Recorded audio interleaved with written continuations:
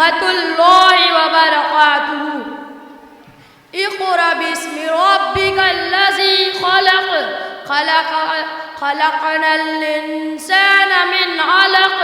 اقرأ وربك الأكرم الذي علم بالقلم علم الإنسان ما لم يعلم.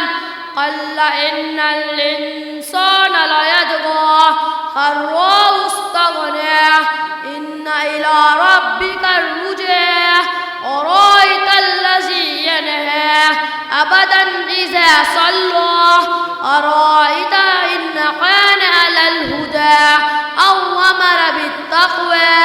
أرأيت إن كذب وتولى ألم يعلم بأن الله يرى. قال لئن لم ينطق لنسفعا بالناصية ناصية كاذبة خاطئة فليد النادية سند الزبانية. قال لا تطلع واسجدوا واقترب. السلام عليكم ورحمة الله وبركاته.